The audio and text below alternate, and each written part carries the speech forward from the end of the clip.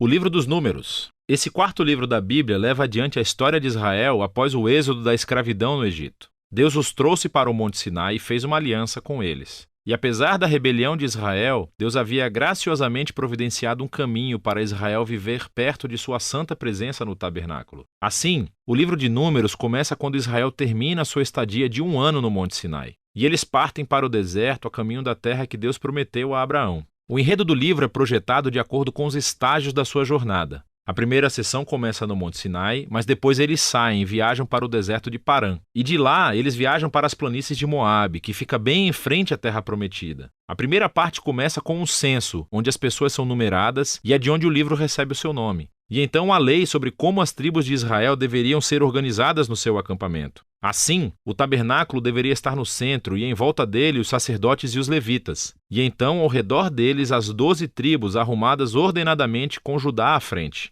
Tudo isso fazia parte do simbolismo elaborado de como a presença santa de Deus deveria estar no centro da sua existência como povo. Tudo isso é seguido por uma série de leis que desenvolveram as leis de pureza do livro de Levítico. Se a presença de Deus estivesse entre eles, todo o esforço deveria ser feito para que o acampamento fosse puro, um lugar que pudesse acolher a santidade de Deus. No capítulo 10, a nuvem da presença de Deus se eleva do tabernáculo e guia Israel para longe do Sinai e para dentro do deserto. E imediatamente as coisas dão terrivelmente erradas. No capítulo 11, o povo começa a reclamar sobre a sua fome e sede e como querem voltar para o Egito. E no capítulo 12, os próprios irmão e irmã de Moisés começam a se opor e falar mal dele na frente de todo o povo. Essa viagem não está começando muito bem. A próxima sessão começa quando os israelitas chegam ao deserto de Parã, a meio caminho da terra prometida. E Deus diz a Moisés para enviar 12 espiões, um de cada tribo, para que eles possam espiar a terra prometida. Quando todos os espiões retornam, 10 deles dizem que não há chance de Israel sobreviver lá porque os cananeus os destruirão. Mas há 2 espiões, Calebe e Josué, que dizem que Deus pode salvá-los. Mas os 10 levam as pessoas a uma fúria medonha e começam a planejar um motim. Eles vão nomear um novo líder e voltar para o Egito. Então Deus fica compreensivelmente irritado e Moisés intercede em favor do povo.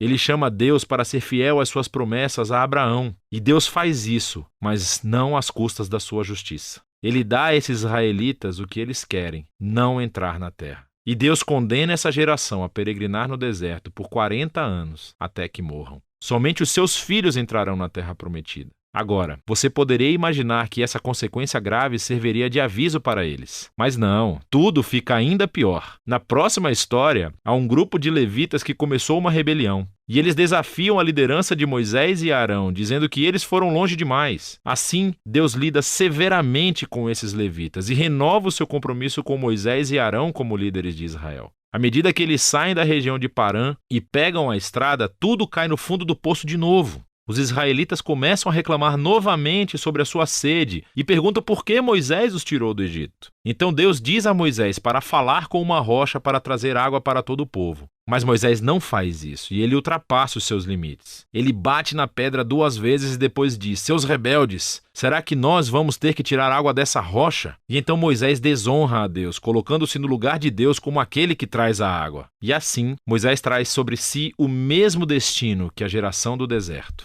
Ele também morrerá no deserto e nunca entrará na terra prometida. Depois disso, os israelitas se rebelaram novamente, e Deus traz um juízo muito estranho sobre eles, serpentes venenosas para vir e morder o povo. E assim, Moisés novamente intercede em nome do povo. E Deus diz a Moisés para fazer uma serpente de bronze e levantá-la em um poste. Quem olhasse para essa serpente seria curado da picada venenosa. É um símbolo muito estranho, mas está à altura do desafio que Deus impôs: ser fiel à aliança. Ele está certo em trazer justiça ao mal e ao pecado dos israelitas. Mas até a justiça de Deus se transforma em uma fonte de vida para aqueles que buscarão a cura de Deus. A partir daqui, as pessoas vão para as planícies de Moabe. E a primeira parte principal dessa sessão se concentra na figura estranha de Balaão. O rei de Moabe está assustado com esse grupo enorme de pessoas que viaja pelo seu território. Então ele contrata um feiticeiro pagão, Balaão, para amaldiçoar Israel. e 3 vezes diferentes Balaão descobre que não pode amaldiçoá-los. Ele só pode pronunciar bênção sobre Israel. Lembre-se da promessa de Deus a Abraão em Gênesis 12. Assim, Balaão não só não pode amaldiçoar Israel, mas Deus realmente lhe dá uma visão sobre um futuro rei israelita que um dia trará a justiça de Deus a todas as nações. Essa visão lembra a promessa de Jacó a Judá em Gênesis capítulo 49. Vale a pena parar para refletir sobre o fluxo do livro até agora. As histórias de rebelião no deserto se amontoam, ficando cada vez piores.